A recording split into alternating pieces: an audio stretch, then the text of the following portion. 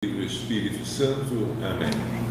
Vamos iniciar esta transmissão em que falaremos dos mais pobres entre os pobres, recitando as 3 Ave-Marias. Ó Maria, fazei o meu coração tão puro quanto o vosso, pelo poder que nos deu Deus Pai. Ave Maria, cheia de graça, o Senhor é convosco, bendita sois vós entre as mulheres, e bendito é o fruto do vosso ventre, Jesus.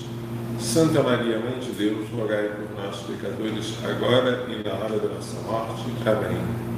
Eis a serva do Senhor, faça-se em mim pela sabedoria que vos deu Deus Filho. Ave Maria, cheia de graça, o Senhor é convosco, bendita sois vós entre as mulheres, e bendito é o fruto do vosso ventre, Jesus. Santa Maria, Mãe de Deus, rogai por nós, pecadores, agora e na hora da nossa morte. Amém. Pela misericórdia que vos deu o Espírito Santo. Ave Maria, cheia de graça, o Senhor é convosco, bendita sois vós entre as mulheres, e bendito é o fruto do vosso ventre, Jesus. Santa Maria, Mãe de Deus, rogai por nós, pecadores, agora e na hora da nossa morte. Amém. Em nome do Pai, do Filho e do Espírito Santo. Amém. São Vicente de Paulo, que celebramos no dia 27 de setembro, dedicou-se aos pobres. Santa Teresa de Calcutá dedicou-se aos mais pobres entre os pobres, aos moribundos, aos que estavam lá na extrema miséria de Calcutá. Vamos aprender alguma coisa sobre esses santos, porque os que cuidam dos nascituros e das gestantes também cuidam de pobres, e cuidam do mais pobre entre os pobres, que é a criança por nascer.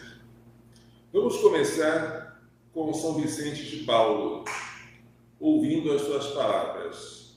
Não temos de avaliar os pobres por suas roupas e aspecto, nem pelos dotes de espírito que pareçam ter.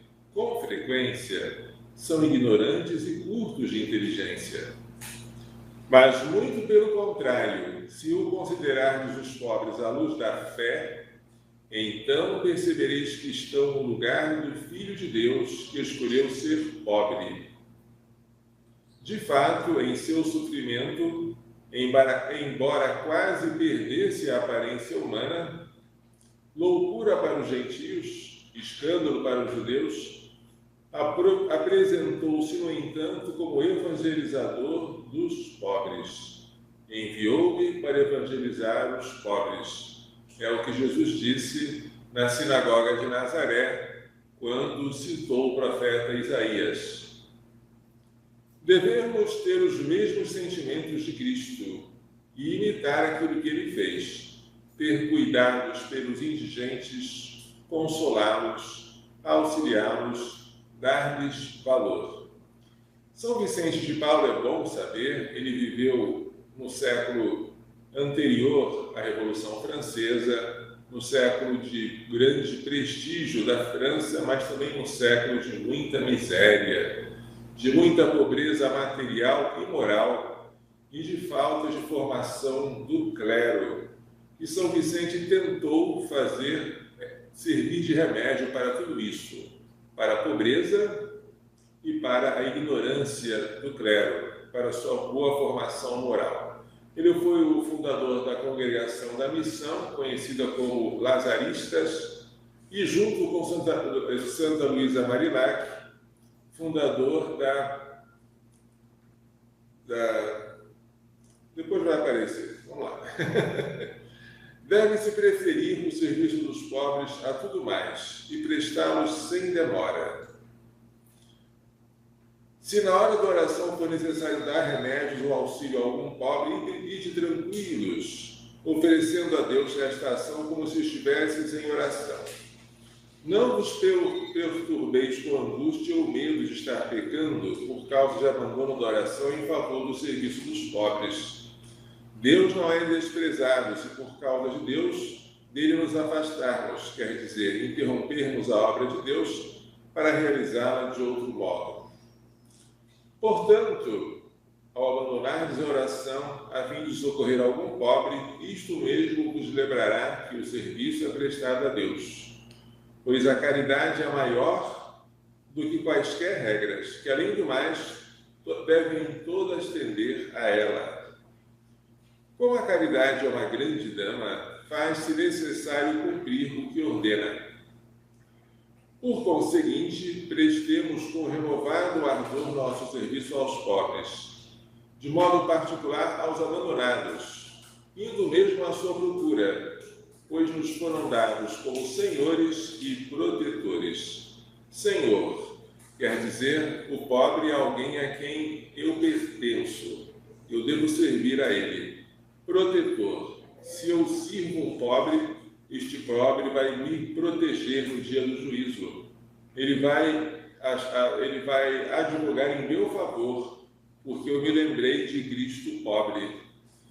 E como Jesus Cristo considera feito a si mesmo, o que fazemos com os pobres? Assim ele disse, né? Tive fome e me destes comer, estive sede e me deste beber, estava nu e me vestiste, estive peregrino e me acolheste, estive preso, doente, foste me visitar. O serviço dos pobres é aquele pelo qual nós seremos julgados no dia do juízo. E os pobres devem se entender em diversos aspectos. A miséria física é uma delas, importantíssima, também a miséria moral, a miséria da ignorância, de não conhecer a verdade e por isso não poder amá-la nem praticá-la. Tudo isso deve ser objeto da nossa preocupação. Bem, Santa Teresa de Calcutá, que é uma santa já do século XX, bem posterior a São Vicente de Paulo, fundou uma comunidade chamada Missionárias da Caridade. E com esta comunidade, ela se dedicou aos mais pobres entre os pobres da cidade Pesadelo de Calcutá e espalhou suas casas por todo o mundo, inclusive pelo Brasil. Ela se distingue pela extrema pobreza. As missionárias da caridade se vestem com um sari indiano, fechado por alfinetes. Elas não têm cadeiras para se assentar, sentam-se no chão. O oratório delas é feito com um sacrário e uma cruz, e abaixo da cruz a inscrição "Tenho sede".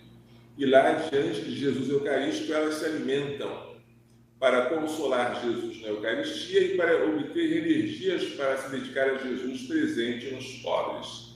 É assim que elas vivem, sem muitas complicações, bastante simples e dedicadas àqueles que são mais necessitados. Elas veem no pobre moribundo Jesus agonizante, a quem elas podem prestar serviço. Vamos ler alguma coisa de Santa Teresa neste seu livro, Madre Teresa, Uma Vida Maravilhosa. Este livro não foi escrito por ela, evidentemente, mas pelo seu confessor, assim ele era conhecido, o padre Leo Masburg. Este livro é escrito em terceira pessoa sobre alguém que conviveu pessoalmente com ela. Santa Teresa considerava os pobres como pessoas maravilhosas. Aliás, este era o refrão dela. Tudo era maravilhoso. Os funcionários de Calcutá, os pobres, os benfeitores, os políticos. Ela fazia questão de olhar o lado bom e de silenciar tudo que fosse mal. Para entender devidamente o carisma de Madre Teresa em toda a sua extensão, é preciso pensar que a sua vocação não se orientava aos pobres em geral, porém aos mais pobres dos pobres.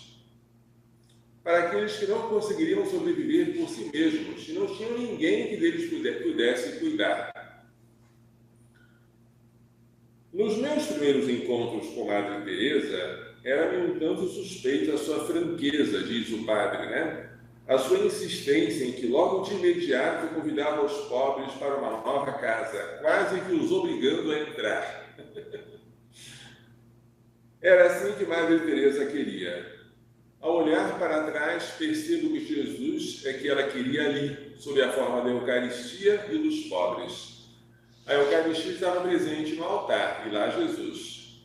E Jesus estava presente nos pobres, que ela colocava dentro da sua casa de acolhida.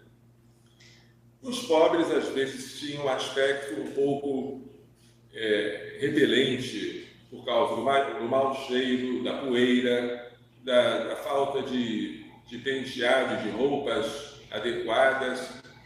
No entanto, ela via nos pobres o próprio Cristo. E no serviço aos pobres, o serviço de Jesus abandonado e necessitado. E assim, girava a sua vida em torno da Eucaristia e em torno do serviço aos mais pobres dentre os pobres. Os pobres são pessoas maravilhosas, dizia ela. Na maior parte das vezes só os vemos por fora, nas suas roupas horríveis de pobreza. Isto é, uma pele exterior que muitas vezes não nos agrada. Raramente, porém, como daquela vez em Viena, vemos também o coração das pessoas. Por isso, Madre Teresa dizia muitas vezes, nunca julgar. Ela olhava o pobre e, em vez de olhar aquilo que ele representa, aquilo que ele parecia ser, uma pessoa entregue aos vermes, ao mau cheiro, à sujeira, à falta de higiene, ela olhava aquilo que estava por trás dele, é o próprio Jesus. E assim o serviço parecia não apenas fácil, mas até atraente.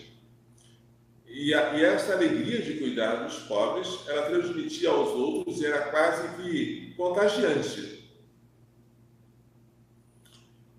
Madre Teresa de Calcutá conseguiu essa obra tão maravilhosa que espalhou pelo mundo inteiro, porque ela era firme em poucas coisas. A começar pelo nome. Qual o nome da congregação dela? Missionários da Caridade. Ponto final. Em vez de fazer um nome enorme, às vezes as congregações têm 8, 10 palavras difíceis de pronunciar, a não ser inspirando um fôlego bem grande. A dela é bem simples, Missionários da Caridade. As roupas, aquela roupa que as indianas usavam, tranquila, sem nada de novo nem de especial. A capela com sacrários, subterfúgios e fixos, a inscrição tem, ou seja, bancos não precisamos sentar no chão. Mas isso não significava que elas não fossem limpas. A limpeza era fundamental, sobretudo na cidade de Calcutá, que era sempre agitada pela sujeira, pela poeira, pelo barulho. Elas faziam questão de manter o ambiente limpo para ajudar os pobres, sobretudo a capela, sobretudo a sacristia. Não se podia falar de falta de limpeza entre elas, porque a limpeza material espelhava a limpeza que elas aspiravam das suas almas e das almas dos seus assistidos. É bonito. Santa Teresa de Calcutá é uma santa assim tão próxima de nós e que nos deixa, às vezes, pelo menos a mim, envergonhado pela sua simplicidade e pela sua radicalidade. Pessoas assim é que fazem história. As pessoas que são muito cheias de detalhes e complicações, de rodeios, de planos, de estratégias A e B e C, essas em geral perdem-se, andam em círculos e não obtêm frutos.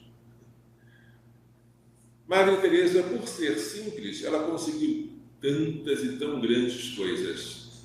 Nós vamos ver uma coisinha que muito me agrada em Madre Teresa, que é o silêncio. Dádiva de Deus é a mulher silenciosa, e nada é comparável à mulher bem educada. Madre Teresa era assim, e o silêncio dela é algo encantador e eloquente. Vejamos aqui como é que o padre, o biógrafo dela, que é o padre Léo Masburg, conta como ela era de fato silenciosa, de um silêncio interior, que transmitia, que transparecia também pelas palavras. Quando ela fazia viagens, queriam saber o que tinha acontecido, as dificuldades encontradas, se os políticos ou altos funcionários haviam causado como qualquer constrangimento, cometido alguma maldade. Em suma, queríamos ouvir histórias saborosas. E que decepção! Madre Teresa, por princípio, nunca proferiu uma palavra negativa acerca de ninguém. Já viram isso, gente? As nossas perguntas insistentes, se ela aqui ou ali não havia sido enganada, manipulada ou usada, ela quase sempre respondia: eles foram tão bons conosco. Em vez das fofocas, ela contava como os anfitriões ou os governos dos países visitados tinham ajudado nisto ou aquilo, como eles se tinham esforçado e quais os resultados obtidos. Nunca deixava sair uma palavra negativa, de modo que, em certa ocasião, disse o padre que escreveu esse livro sobre ela: mas, Madre Teresa, nem tudo deve ter dado certo. Ainda assim, não hesitou em responder: sabe, padre, é melhor desculpar do que acusar. Devo ter ouvido essa frase dela inúmeras vezes. É melhor desculpar do que acusar. E outra palavra que ela dizia: quando condenamos uma pessoa, ficamos sem tempo para amá-la. Essas palavras são muito cruciantes para mim. Elas me penetram como fazendo como se fosse uma lança. Elas realmente me mostram o quanto nós, particularmente eu, estamos longe da perfeição do Evangelho. Quando condenamos uma pessoa, ficamos sem tempo para amá-la. Então ela, no seu silêncio, que era um silêncio sobretudo interior, mas também exterior, tinha sempre tempo para amar a todos, porque ela só enxergava o bem e falava o bem de todos. Quando alguém reclamou sobre a corrupção de Calcutá, Calcutá é tão corrupta, não se consegue nada sem subornar as pessoas. A grande maioria em Calcutá só quer saber de dinheiro, isso uma jovem falou para ela. E como ela não se desse por achada, a jovem insistiu: Madre Teresa, quando é que a senhora vai acordar? Calcutá é um poço de corrupção. Durante uns segundos pairou um silêncio constrangedor. Ai, como é bonito esse silêncio. Maria Teresa ficou muito calma, olhou a jovem nos olhos e disse: sei muito bem que existe corrupção em Calcutá, mas também sei que há coisas boas. E eu decidi ver o bem. Maria Teresa não era tão ingênua que não visse o mal, mas era uma decisão consciente, um ato consciente de ver o amor e a esperança. Era também uma decisão bem consciente de acreditar no bem que existe nas pessoas. Que coisa linda, não é? Vocês podem imaginar uma pessoa assim? Eu consigo algumas, não iguais, mas semelhantes a ela, mas eu consigo contar nos dedos de uma mão só. Até hoje. Meu Deus! Ela via o bem e falava o bem das pessoas. As irmãs diziam brincando que Maria Teresa haveria até de desculpar o diabo. Ela frisava sempre que não se devia dar ouvidos a todas as histórias negativas que se contavam sobre certas pessoas. Era muito melhor rezar por essas pessoas. Rezar sem falar mal. Porque há uma tendência horrível de, antes de falar mal de alguém, dizer: nós temos que rezar por fulano. Aí começa a falar mal. Não. Ela só rezava e nada falava de mal. Um dia, a Maria Teresa fez a seguinte observação: um pecado que nunca terei de condenar, ou um pecado que nunca terei de confessar, é o de ter condenado alguém. Vou repetir, a frase é impressionante. Um pecado que nunca terei de confessar é o de ter condenado alguém. Pronto. É a chave do sucesso dela. Ela não condenava, ela não seria condenada. Ela não condenava, ela não perdia tempo que ela poderia dedicar amando. Ela tinha tempo para amar. Isso se adquire com exercício. E vou contar para vocês que quando eu era seminarista, um padre já falecido, o reitor do seminário, o padre Ingo Dollinger, um alemão, certa vez me chamou para dizer algo que ele queria me aconselhar depois de muita oração. O que será que ele queria me aconselhar depois de ter rezado? Ele me aconselhou a lutar contra os pensamentos. Dizia ele, um pensamento negativo pode dar origem a uma palavra negativa e a todo um mar de negatividades. Ele dava o exemplo do comunismo, que surgiu por causa de uma ideia má, de um pensamento mau de Karl Marx. Enquanto o mundo gemia sob as garras do comunismo por causa desta ideia má que ele não rejeitou, mas alimentou. E hoje eu vejo que conselho sábio. As palavras falam aquilo de que o coração está cheio. Quando você fala algo de ira, porque você já teve ira no coração, você tem que manter o coração limpo, como fazia Madre Teresa. Assim era fácil guardar o silêncio e assim era fácil amar, até os mais pobres entre os pobres, dos quais ela via Jesus. E as irmãs dela? As irmãs dela vão bem, obrigado, porque as irmãs eram filhas da mesma mãe, e imitavam o que a mãe dizia, e sobretudo o que a mãe fazia. Isso o padre Leo Masburg, que é o biógrafo dela, também contava num tempo que ele esteve na Armênia. Olha só, naqueles meses na Armênia, estivemos muitas vezes em contato com os mais pobres dos pobres, nem sempre com grandes possibilidades de ajudar, mas com o afeto de nosso coração. Às vezes só para consolá-los, outras permanecemos ao lado deles na hora da morte.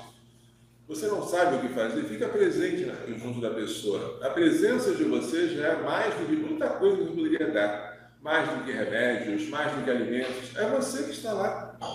É Maria Santíssima aos pés da cruz com Jesus. Hoje, quando olho para trás, diz o padre biógrafo dela, padre Leo Masburg, lembro-me de estar à beira das lágrimas quando me despedi de Yerevan. Foi certamente o período mais penoso da minha vida, mas ao mesmo tempo também o mais bonito, em que possivelmente mais vezes encontrei Jesus e mais vezes pude matar-lhe a sede. Tenho sede. Prestem atenção, sobretudo aquelas que pretendem compor a comunidade das Irmãs Pró-Vida. Madre Teresa, por meio de suas irmãs e com seu exemplo, ajudou-me a sentir essa presença de Jesus. O meio ano que passei na Armênia foi para mim uma excelente escola. Aprendi muito acerca das capacidades e qualidades humanas, mas também tive uma lição prática de como se manifesta a graça divina.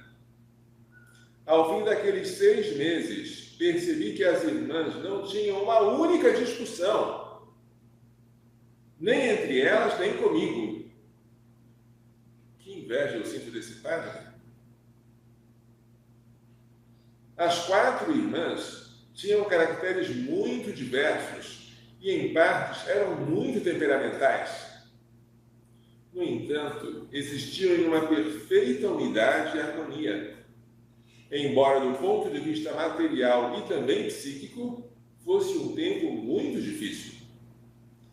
No fim, sentia-me como se tivesse sido expulso do paraíso. O padre tinha uma sensação paradisíaca ao ver a concórdia entre aquelas irmãs. Que coisa linda! Só amando um ao outro, só com o amor fraterno que nós conseguimos amar os outros. Começa com o amor entre nós, depois ele transborda para os pobres. É assim, tem que ser, não há outro jeito.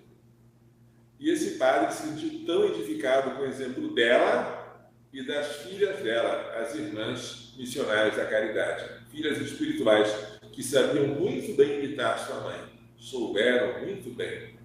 O amor supera as diferenças. O amor elimina as barreiras. O amor aproxima aquilo que parece inaproximável. O amor faz milagres. E os milagres de amor de Maria Teresa são maravilhosos.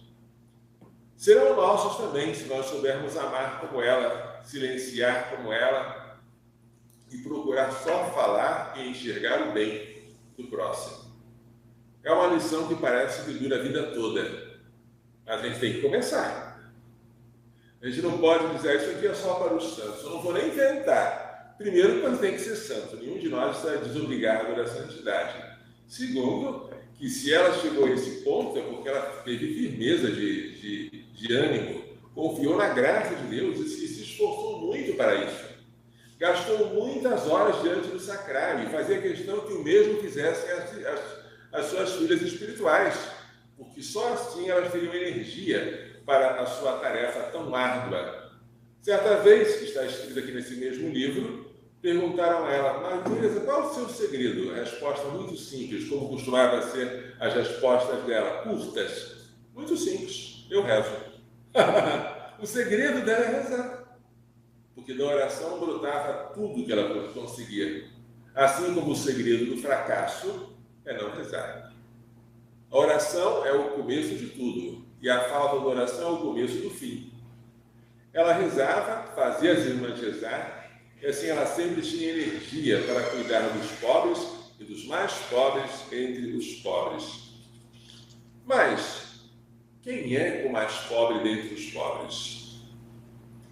Certamente, mais pobre dentre os pobres é a criança por nascer, a criança no ventre da mãe. A criança por nascer e que está com a ameaça de ser abortada sofre um preconceito. E é bom a gente entender isso. A defesa do aborto é, sobretudo, a defesa de um preconceito. Antigamente havia preconceito de cor, preconceito racial. Mas o preconceito do aborto é muito pior do que o preconceito de pele, de cor ou de raça. Em que consiste esse preconceito? Qual a diferença que há entre a criança por nascer e o ser humano já nascido? Há três diferenças, duas acidentais e uma essencial. Diferenças acidentais são o tamanho. A criança nascida costuma ser maior que a criança por nascer, mas isso não é essencial. Há crianças por nascer que são maiores do que crianças que nasceram prematuramente. Isso acontece. Há também a diferença de idade. As crianças nascidas, presume-se, têm uma idade maior que as crianças por nascer. Mas isso também não é 100% verdade. Há crianças que já nasceram e que têm uma idade menor por terem nascido prematuramente do que a idade de uma criança por nascer. A diferença fundamental entre a criança nascida e a criança por nascer é o lugar. E a defesa do aborto é a defesa de um preconceito, o preconceito de lugar, dentro do útero e fora do útero. Por que esse preconceito? Não me perguntem. Preconceitos não têm motivos, são irrazoáveis por definição. Mas há pessoas que acham que depois de a criança nascer e respirar, ela adquire direitos que antes ela não possuía. Preconceito, puro preconceito. Mas há alguém que já está quebrando este preconceito. Se vocês perguntarem ao bioeticista Peter Singer, australiano, que tem uma lógica maravilhosa, ele diz que o nascimento não tem nada de especial. E já que ele defende o aborto, ele, coerente consigo mesmo, defende o infanticídio. Sim. Se a mãe tem o direito de matar a criança antes do nascimento, responde ele, por que não ela não teria esse direito de matar logo depois de nascer? Evidentemente, diz ele, o infanticídio não pode ser permitido em todas as circunstâncias, tem que ser algumas regras, mas não pode ser menos restritivo do que o aborto. Se o aborto tem algumas restrições, vamos fazer algumas restrições também para o infanticídio. Mas depois de dar à luz, a mãe pode olhar para o filho, o pai pode olhar e, se não gostar, matar ou deixar morrer. O que me impressiona em Peter Singer é a sua lógica. Essa lógica que é muito crua, nem todos os abortistas têm. Os abortistas costumam ser preconceituosos e não dão nenhum motivo para dizer que a criança, por nascer, não tem direitos e que depois de nascer, como no passe de mágica, pum, adquiriu direitos. A defesa do aborto mostra até que ponto chega a insensatez humana.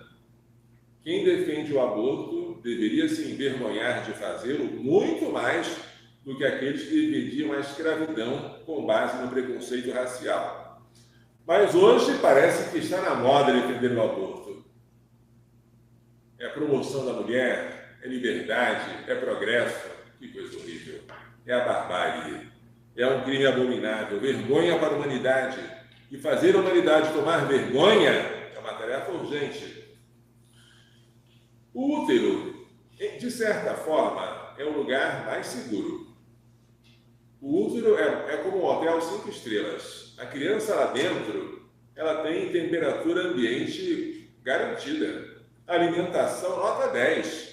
Assim como a oxigenação feita pela placenta e pelo cordão umbilical, tudo lá está bem.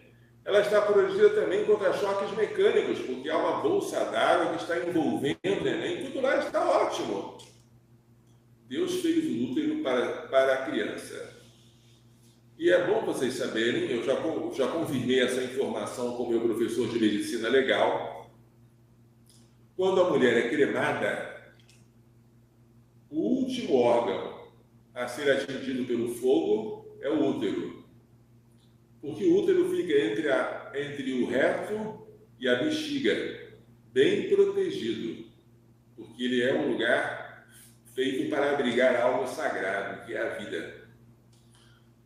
De certa forma, o útero é o lugar mais seguro, mais sagrado e mais protegido. Por vontade de Deus é assim. Porém, agora com o abortismo e com a tendência não só de praticar, mas de reconhecer como legal esta prática nefanda, o útero se tornou o lugar mais inseguro da Terra. Porque em qualquer lugar, se você matar um cidadão, você poderá ser preso depois de responder a um processo judicial, mas se você matar uma criança por nascer, as leis costumam ser tão lenientes. Aqui no Brasil, o aborto praticado pela própria gestante ou com o seu consentimento é um crime de tão baixa pena que vocês não vão encontrar mulheres na cadeia por causa disso. Não. Todas elas serão beneficiadas pela suspensão condicional da pena que o Ministério Público vai oferecer. E ela vai substituir a pena dela, que seria tão pequenina, por algumas coisas, alguma prestação de serviço à comunidade, coisas assim, inócuas, digamos. Como se o aborto fosse um crime de quinta categoria, um crime de bagatela, quase uma contravenção penal.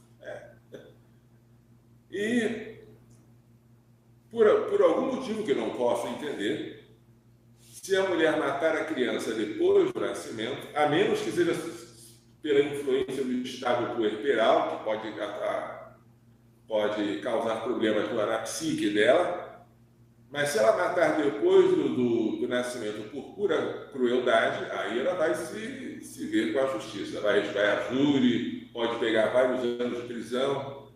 O motivo? Não me perguntem, é puro preconceito. Puro preconceito. Estou falando do Brasil, em que o aborto é crime em qualquer situação.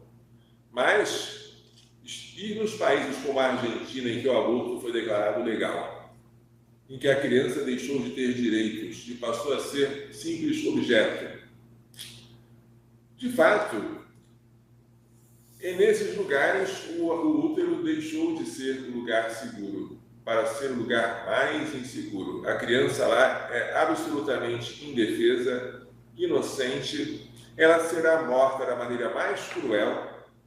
Em geral, os homicidas não costumam matar suas vítimas esquartejando-as, nem injetando venenos Em geral, o homicida se contenta com um tiro certeiro, alguma coisa assim que mate a sua vítima, mas o aborto é particularmente mal no modo em que a vítima é executada. E a criança morre sem ter direito a um nome. Ela é equiparada a um detrito hospitalar. Se você mata um adulto, depois você oculta um cadáver, você responde por homicídio e depois por ocultação de cadáver. Mas não há, pelo menos não se costuma falar, de crime de ocultação de cadáver de bebê abortado. Pois é. Sem direito a um nome, sem direito a um registro civil, sem direito ao batismo, porque ela poderia ser batizada. Tudo isso faz com que o aborto seja particularmente vergonhoso, vergonha para a humanidade, abominável. Abominável ou nefando são duas palavras sinônimas. É o que não pode ser nomeado ou não se pode nem falar. Nefando, nem falar. Abominável, nem se pode nomear. De certa forma, o bebê por nascer é o mais rico e o mais pobre de todos. Mais rico por aquilo que lhe dá naturalmente o útero. Mais pobre pela ameaça que ele tem e que, se ele sofrer, as leis humanas dificilmente o protegerão. Neste sentido, o bebê é o mais pobre entre os pobres, superando até a pobreza de Calcutá e os moribundos socorridos por Madre Teresa. Quem vai cuidar de Jesus presente no mais pobre entre os pobres, que é a criança por nascer? Deve ser gente com vocação para isso, com vocação para o serviço, e para um serviço que não aparece, porque às vezes ao salvar a criança você pode até obter o desagrado da mãe, que deveria ser a primeira a protegê-la, mas no momento de desespero, de pânico, está achando que o aborto é a solução para a vida dela. Isso acontece, gente, e não é. Vamos lembrar o que Madre Teresa falou: nunca condenar ninguém. A gestante é alguém para ser amada, juntamente com seu filho. E você deve procurar fazer de tudo para salvar os dois. Tirar a mãe do desespero, dar a ela esperança, dar a criança acolhida, dar a ambos a reconciliação com Deus pelo batismo e por uma boa confissão. É o que nós devemos fazer. Salvar os dois. Se os pobres são maravilhosos, dizia Madre Teresa, podemos dizer também as crianças são maravilhosas. Mas as crianças, ninguém faz nenhum favor de amar crianças. Elas são maravilhosas mesmo. Elas podem fazer barulho, dar trabalho, mas elas são encantadoras. Todos nós, adultos, temos na criança o nosso ponto fraco, claro. A menos que tenhamos nos tornado de tal modo monstruosos que não vejamos nos bebês mais do que meros amontoados de células ou produtos para serem dissecados em laboratório. Podemos chegar a essa monstruosidade, mas pessoas de nível moral médio costumam se encantar pelas crianças e encantar-se pela gestante. Aí você tem que enxergar nela Jesus. Você tem que ver na gestante alguém que está precisando do seu apoio, alguém que está aflito, como Nosso Senhor no Jardim das Oliveiras. Permanecei comigo, permanecei aqui e vigiai comigo. Jesus estava suando sangue e queria que os discípulos estivessem com ele. Reclamou: não podeis vigiar uma hora comigo? Aquela gestante, ela precisa, sobretudo, de companhia. Às vezes ela não quer tanto ouvir, ela quer ser ouvida. E só a sua presença silenciosa dela pode mudar o rumo da história. Só aquela visita que você fez hoje e não deixou para amanhã pode fazer com que tudo mude nela e na criança por nascer. Tudo pode mudar. Como Nossa Senhora foi apressada em direção a uma cidade de Judá para visitar Isabel, que não pensava em abortar, mas foi lá e santificou o filho dela ainda no seio materno. Imagine que pressa Maria Santíssima teria se fosse para salvar uma criança do aborto. É essa a pressa que devemos ter. Mas só tem pressa nesse sentido de um amor que nos impele, que nos constrange, quem já soube ter uma sintonia perfeita com Jesus na Eucaristia. Quando você não reza e não goza desta quietude, você não tem também a inquietude para poder sair e correr para salvar os dois, a mãe e o filho. É Jesus que nos dá ao mesmo tempo a quietude da contemplação e aquela ânsia de sair para socorrer o próximo. E as duas coisas não são inconciliáveis, uma depende da outra. Gente, esse trabalho é tão importante que eu estou vendo nas dificuldades que estamos enfrentando para formar essa comunidade um sinal de Deus. Parece que o maligno e os seus anjos não estão nada satisfeitos com essa ideia. Por quê? Que eu saiba, no Brasil não existe uma comunidade religiosa com esse carisma específico. Sempre tentamos até agora adaptar carismas que eram outros para a defesa da vida, mas uma comunidade nascida, criada para este fim, que eu saiba, não existe. E começar uma coisa do zero tem suas vantagens e desvantagens. A vantagem é que, se você começando do zero, você pode dar a sua feição já do início, sem precisar adaptar. A desvantagem é que do zero você está no material que você tem que começar tudo, sem nada feito anteriormente. Mas tudo você tem que contar com a graça de Deus. Então, para aquelas que forem se dedicar a este trabalho, que o Papa São João Paulo II disse que é o mais importante da Terra, a defesa da vida, e, junto com ela, a defesa da família, que é o santuário da vida, para aquelas que tiverem esta vocação, eu não pretendo chamá-las, pretendo apenas convidar que aquelas que já foram chamadas venham. É necessário que nós tenhamos uma absoluta confiança na providência divina.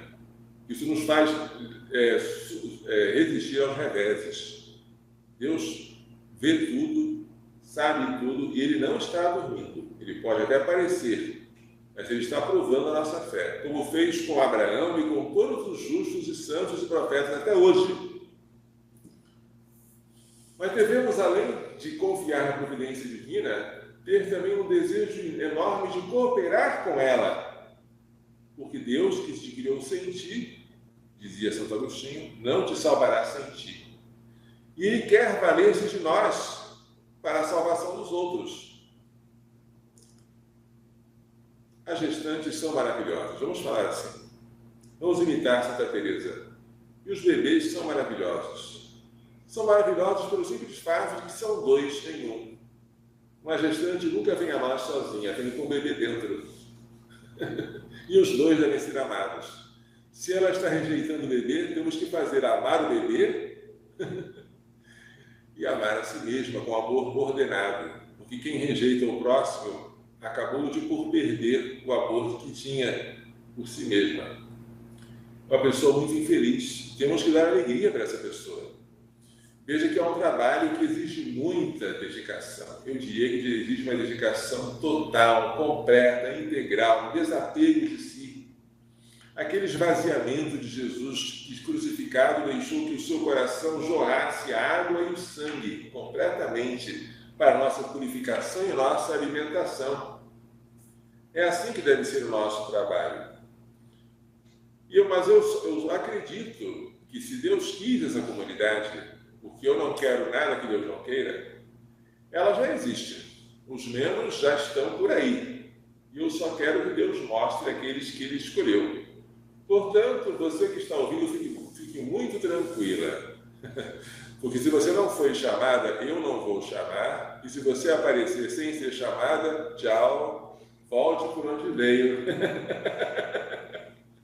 Eu quero apenas que você, que foi chamada e que sabe disso, que não demore a responder. Porque o tempo entre o chamado e a resposta, o tempo que você faz Jesus esperar é um tempo desperdiçado. Não desperdice esse tempo, venha logo. Venha logo, porque a messe é grande, os operários são poucos. É possível que a falta de operários faça com que a messe se perca, com que a colheita se estrague. É possível que a falta de operários faça com que a gente não consiga mais colocar no celeiro todo o trigo que Deus nos deu para colher. Mas Santa Teresa de Calcutá, eu gosto tanto dessa santa, ela recomendava ao padre que escreveu o livro dela, né? Padre Léo Asbro, que dizia: para renovar uma paróquia é bom ter como Jesus uma equipe de 8, 10 ou 12 pessoas que queiram efetivamente trazer Cristo para a paróquia. Veja como ela é muito prática. Não é uma multidão que vai renovar a paróquia, não. É uma equipe pequena, de qualidade. Portanto, eu não estou pensando em muitas irmãs, 200, 400, 1000. Pode ser até que Deus nos dê, num segundo momento. Estou pensando num punhado de irmãs, uma tropa de elite, daquelas que sejam, vou dar alguns exemplos, né? Como Santa Teresa de Jesus, mulher forte. Como Santa Rosa de Lima, que mulher admirável. Como Santa Teresinha do Menino Jesus da Sagrada Face. Aquela santa que é chamada Santa das Rosas, quanta força ela demonstrou sempre. Como Santa Teresa de Calcutá. São santos assim que nos encantam, mas nos encantam pelo seu desejo de santidade, desejo de servir e santificar o próximo e glorificar a Deus. É assim que nós precisamos, é disso que nós precisamos. E é para este fim, de formar estas super mulheres que Deus escolheu, porque eu não seria capaz de escolhê-las, é que nós marcamos um retiro. Não se envaideça por você ser uma super mulher. Não. Mulher você já é. Super mulher é aquilo que Deus quer que você seja. Mas ele sabe proporcionar os meios aos fins. Tudo de bom que ele vai dar, vem dele. De nós só existe o pecado e a fraqueza. Mas ele exige, pelo menos, que a gente não ponha obstáculos. Que a gente não impeça a ação da sua graça. É por causa disso, vou mostrar mais uma vez o nosso cartazinho, e nós estamos, já é uma chamada bem próxima do embarque, né? Quase a última chamada, convocando as candidatas para compor a comunidade de Irmãs Pró-Vida para um retiro que deverá acontecer nos dias 9, 10 e 11 de outubro, começando sábado, dia 9, ao meio-dia, com um delicioso almoço. 9, sábado, 10, domingo, 11, segunda-feira de outubro. E encerrando no dia 11, evidentemente, que é uma segunda-feira, mas com direito para quem quiser de ficar até o dia 12, o dia de Nossa Senhora Aparecida, e de participar no dia 12, às 9 horas, de uma ordenação sacerdotal de 3 sacerdotes que serão ordenados sacerdotes, que atualmente são diáconos. 2 diáconos, perdão, falei 3, mas são 2, que serão ordenados sacerdotes. Tá? Então, repito, dia 9, 10, 11, 3 dias, né? Sábado, domingo e segunda-feira. Sábado, domingo e segunda-feira. E dia 12, Nossa Senhora da Conceição Aparecida. As inscrições você pode fazer pelo Telegram, que é o nosso mensageiro padrão. 62 98581 3791 98581 3791. Para fazer esse retiro, basta ter dúvida. Mas é necessário ter alguma dúvida. Padre, eu não sei se tem vocação religiosa. Pode fazer. Mas se você já é viúva, mas se você já é casada, tem marido, tem filhos, esse retiro evidentemente não é para a senhora. Ou se você é noivo e não tem nenhuma dúvida de que a sua vocação é para o matrimônio, fica lá com o seu noivo, vai se casar, construir sua igreja doméstica. Cada um tem a sua vocação, nem só de freiras vive a igreja. Claro que não. Então, cada qual no seu lugar, exercendo a sua missão para a qual foi chamado, vamos tentar construir e edificar a igreja de Deus.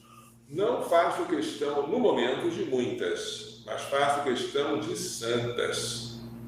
Faço questão de sempre peço a São José anjos de verdade, não são as mulheres, não. Anjos para guardar esta casa. Anjos como o meu anjo da guarda. Anjos como São Miguel, São Gabriel, São Rafael. Pessoas semelhantes a anjos, isso eu quero que sejam. Que venham cuidar das crianças e das suas mães.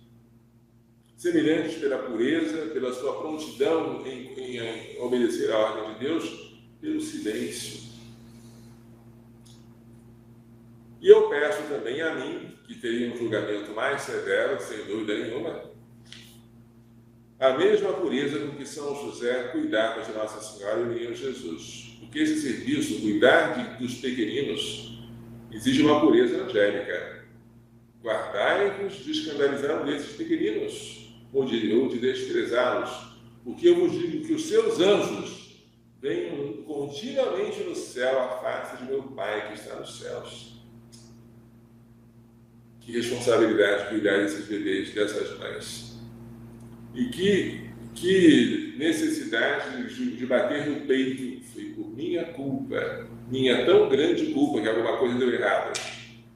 Como é fácil colocar a culpa no outro que não soube acolher bem a nossa proposta. E como é difícil, mas necessário, reconhecer que eu tive culpa naquilo. Temos muito que aprender, e eu sou o primeiro. Não é bom mestre aquele que não se reconhece o primeiro aprendiz, claro. Porém, vamos aprender juntos, né? E vamos aprender sempre na obediência ao nosso bispo diocesano, sempre de acordo com as diretrizes que recebemos da diocese, sempre com um só coração e uma só alma, como o menino Jesus, que era submisso aos seus pais, e que nessa submissão ele crescia em sabedoria, estatura e graça, diante de Deus e diante dos homens. Assim vamos imitar São Vicente de Paulo, no seu amor pelos pobres. Vamos imitar Santa Luísa de Marilac, porque foi por meio dela que ele iniciou uma congregação feminina de ajuda aos pobres. Vamos imitar Santa Teresa de Calcutá, que veio socorrer os mais pobres entre os pobres. E vamos pedir, com Dom Manuel Pestana Filho, nosso saudoso bispo, que o Brasil seja livre da maldição do aborto. Que o aborto não só não seja praticado, que ele seja impensável. Hoje a gente olha para a escravidão do século XIX, que coisa horrível. Como é que alguém teve coragem de fazer isso?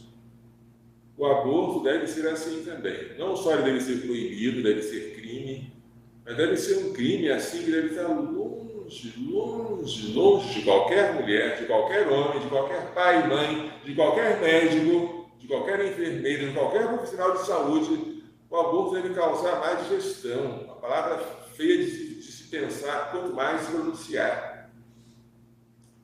Temos que criar uma cultura da vida. E quando vemos os países vizinhos como a nossa Argentina legalizando esta atrocidade, não devemos pensar que bom que eu não sou argentino. Não! Cuidado! Porque isso pode chegar até nós daqui a pouquinho. Se nós não vigiarmos, não orarmos, não implorarmos a Deus a misericórdia que nós não merecemos, mas da qual nós precisamos. Para ninguém dizer que eu não dei uma segunda chance, vou mostrar mais uma vez o cartaz. Retiro de formação para as irmãs Provida, dia 9, 10, 11 de outubro, aqui na sede do Provida de Anápolis, tá? Não há nenhuma taxa de inscrição, mas pedimos às jovens, às moças que venham aqui vestidas decentemente, lembrando da pureza angélica que elas vão ter que ostentar diante de Deus e diante das pessoas que elas irão assistir, tá? E as inscrições são aqui pelo Telegram, 629-8581-3791. Agora aqui, estão ouvindo direitinho, estão vendo, dia 9, 10, 11 de outubro, na sede do Brasil de Anápolis, não há taxa, fiquem tranquilas, mas venham aqui bem vestidas, com o coração bem pronto para ouvir, tá bom? Estamos aqui prontos para acolhê-las, a fim de que vocês possam acolher os outros também. E as inscrições pelo Telegram, 629-8581-3791. Eu acho que por hora acabamos. Embora o nosso trabalho seja inacabável, acabou o tempo e acabou a resistência dos ouvintes em ouvir. Vamos dar uma bênção final, então. O Senhor esteja convosco. Está bem, Jesus. Pela imposição de minhas mãos exultantes e pela invocação da bem-aventurada sempre Virgem Maria, de São José, seu castíssimo esposo, de São Luís Gonzaga, de São Luís Maria de Montfort, de Santa Genevieve Mola, de Santa Teresa de Calcutá, de São Vicente de Paulo, de São Miguel, São Gabriel, São Rafael, de todos os anjos e santos, abençoe-nos, proteja-nos e guarde contra a bênção no céu e da terra, Deus Todo-Poderoso, Pai, Filho e Espírito Santo. Amém. Coração imaculado de Maria, livrai-nos da maldição do aborto.